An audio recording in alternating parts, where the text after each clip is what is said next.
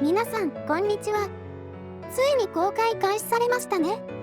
新エヴァンゲリオン。今日は、これから見る人のことも考慮して、ネタバレは少しに抑えて感想を語っていこうと思います。まず前提として、私はエヴァンゲリオンについては、テレビ版、旧劇場版、新劇場版すべて見ている、そこそこのファンです。ガチ勢ほどの考察力がないので、もしかしたら資料の浅い感想かもしれませんが、これから見る予定の皆さんの参考になれば幸いです。まずストーリーについてですが、話は普通に新劇場版の9の続きから始まります。公開前の考察では9だけ別の世界線で、新エヴァは旧劇場版の続きなのではと考察する方もいらっしゃいましたが、9のエンディング後からのスタートになります。9の時点では登場していなかったいろいろな人物が登場し、ストーリーが展開します。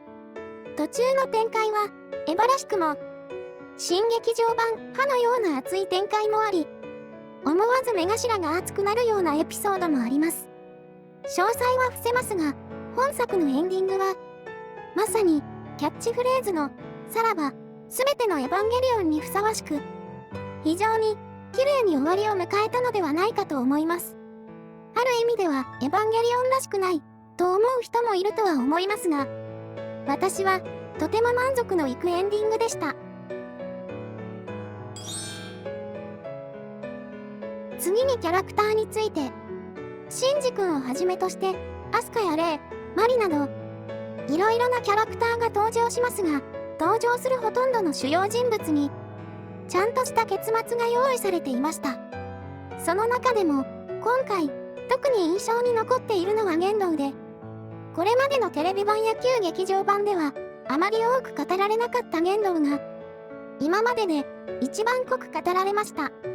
ゲンドウといえば、やはり、シンジ君の結末を語る上で、どうしても避けて通ることはできない人物であり、そういった意味でも、今回ゲンドウにスポットが当たったのは、とても良かったのではないかと思います。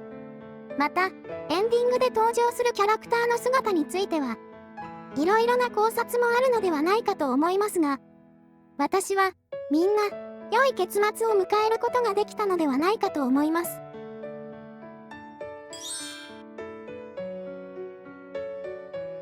最後に、旧劇場版とのつながりについて、です。ストーリー的には、旧劇場版の、エ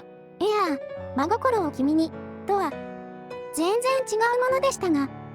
劇中のあらゆる場面で旧劇場版を思わせるような演出や描写が出てきました。直接のつながりはないとは思いますが、やはり今回の新エヴァンゲリオンは、旧劇場版を意識して制作されたのは間違いないと思います。しかし、旧劇場版は見る人によって様々な解釈があると思いますが、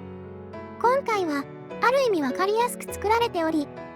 今回の終わり方をバッドエンドと感じる人はいないのではないかと思います。さて、感想としては以上になります。非常に多くのファンがいる作品なだけに、解釈もそれだけ多くなるとは思いますが、まず間違いなく、エヴァンゲリオンファンは見るべき作品だと思います。今回のエンディングについても、いろいろな考察が出るとは思いますが、それも含めて、エヴァを追ってきてよかったと思える作品でした。綺麗に終わらせてくれた庵野監督やスタッフさんに感謝します。やっぱりエヴァンゲリオンは最高ですね。それでは、今回の動画は以上になります。ご視聴ありがとうございました。また、次の動画でお会いいたしましょう。